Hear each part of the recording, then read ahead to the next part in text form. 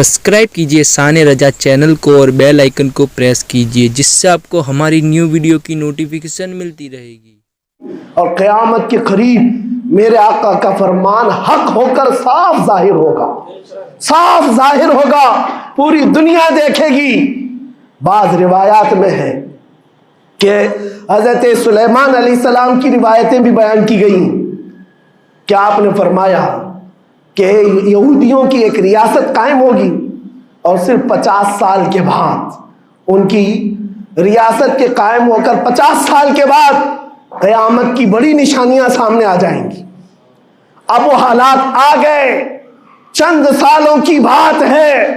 जितना खून बहाया था वो खून खत्म होगा और खूने शहीदा से सुबह बहारा आएगी और एक दिन पूरी दुनिया देखेगी जब बैतुल मुक़द्दस पर अल्लाहु अकबर की सदाएं गूंज रही होगी और इमाम मेहदी का ज़ुहूर होगा। इमाम मेहदी आएंगे और पूरी दुनिया में सिर्फ और सिर्फ इस्लामी परचम लहराएगा इंशाअल्लाहुल अज़ीज़।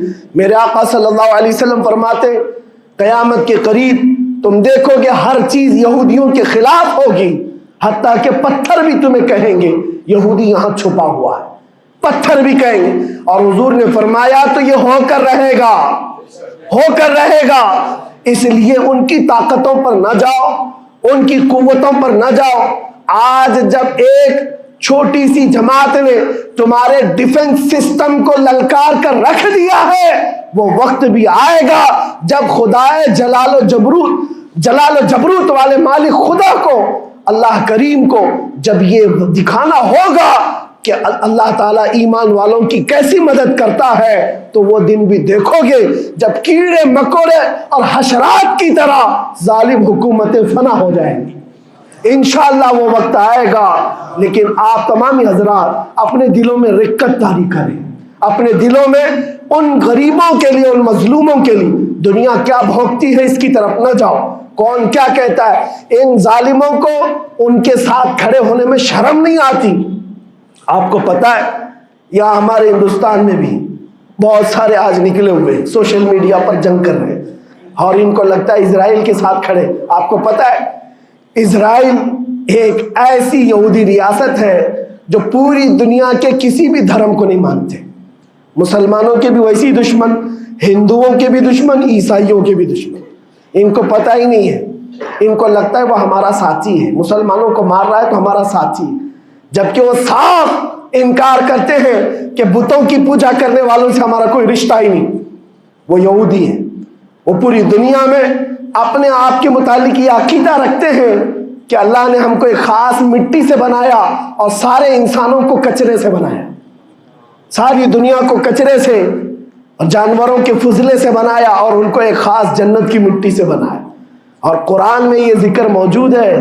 अल्लाह फरमाता है क़ालतिल यहूद नहनु अब्नाउल्लाहि व अहिब्बाउहु, ऐ महबूब, ये यहूदी कहते हैं हम अल्लाह के बेटे हैं और अल्लाह के महबूब हैं। रब फरमाता है महबूब इनसे कह दे अगर तुम अल्लाह के बेटे और अल्लाह के महबूब हो तो मरने की तमन्ना करो, क्योंकि अल्लाह से मिल जाए। लेकिन अल्लाह फरमाता है वलन यतमन्नहु अबदा, वो मौत की हरगिज तमन्ना नहीं करते। यहूदियों के यहाँ जीने की हवस बहुत है और कुरान कहता है लौ युअम्मरु अल्फ सनतिन, अगर उनको 1000 साल की जिंदगी भी दी जाए तब भी वो मरना नहीं चाहते। यहूदी मरना नहीं चाहते। यही तो बात है मेरे अजीजों, दुनिया में और हम में फर्क ये है वो कहते तो हैं हम अल्लाह के बेटे, अल्लाह के महबूब, लेकिन मरना नहीं चाहते। लेकिन मुसलमान का बच्चा बच्चा जज्बा शहादत में नजर आता है। वो हमारे नजदीक मौत कोई हादसा नहीं। हमारे बुजुर्गों ने तो हमें ये बताया है कफन कंधे पर लेकर चलना, मौत आए तो ओढ़ कर सो जाना। ये न सोचना कि हादसा हुआ है, बल्कि ये सोचना इधर आंखें बंद हुई उधर जियारत मुस्तफा हो गई, उधर मेरे रब से मुलाकात हो गई। मौला करीम की बारगाह में दुआ है जब तक जिंदा रहे इज्जत और ईमान के साथ जिंदा रखे। मौला गरीब फलस्तीनियों पर तू रहम फरमा, مظلوم فلسطینیوں کو آزاد فرما۔ اے کریم ارحم الراحمین، تو نے فرمایا جب بندہ مجھے مصیبت میں پکارتا ہے میں اس کی پکار کو سنتا ہوں۔ اے مولا، آج فلسطینیوں سے زیادہ کون مظلوم ہے، ان سے زیادہ کون مصیبت میں ہے، اور تجھ سے زیادہ کون رحم کرنے والا ہے؟ اے مالک و مولا، ان پر رحم کی بارشیں فرما۔